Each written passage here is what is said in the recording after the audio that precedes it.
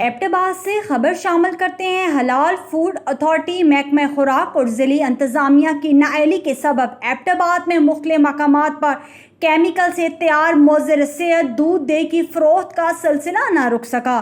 Abbott آباد شہر سمیت دیگر مختلف مقامات بالخصوص جب پل سے اوپر جنگی سیدہ روڈ پر دودھ فروشوں نے انت مچا دی۔ کیمیکل سے تیار مضر صحت دودھ سرعام فروخت کیا جا رہا ہے۔ عوامی شکایت پر چھاپوں کے دوران کیمیکل سے تیار دودھ یا تو موقع پر ضائع کر دیا جاتا ہے یا پھر جرمانہ عائد کر کے انسانی زندگیوں سے کھیلنے والوں کو ایسے ہی چھوڑ دیا جاتا ہے۔ حالانکہ انسانی زندگیوں سے کھیلنے والے ایسے گھنونے کاروبار میں ملوث افراد کے خلاف سخت ترین کارروائی ہونی چاہیے۔ ان کے کاروبار مستقل سیل ہونے چاہیے اور انہیں عبرتناک سزا بھی دے دینی چاہیے۔ محض جرمانوں پر اکتفا کرنا ایسا گھنونا کاروبار کرنے والوں کو کھلی چھوٹ دینے کے مترادف ہے۔ جب پل داتا بیکری کے قریب جنگی سیدہ روڈ پر موجود دودھ فروشوں کے بارے میں شکایت آ رہی ہے کہ زہریلے کیمیکل سے دودھ کے نام پر زہر تیار کر کے فروخت کیا جا رہا ہے۔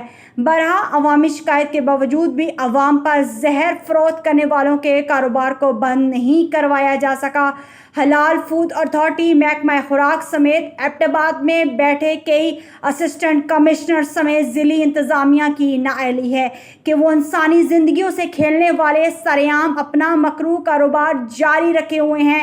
آئے روز اطلاعات موصول ہوتی ہے کہ حلال فوڈ اتھارٹی یا پھر دیگر انتظامی افسران کی طرف سے ملاوٹ شدہ دودھ برآمد کر کے ضائع کر دیا گیا یا پھر دودھ فروشوں پر جرمانہ عائد کر دیا گیا، لیکن ایسی دکانوں کو مستقل سیل نہیں کیا جاتا، جس کی وجہ سے ایسے لوگوں کی مزید حوصلہ افزائی ہوتی ہے۔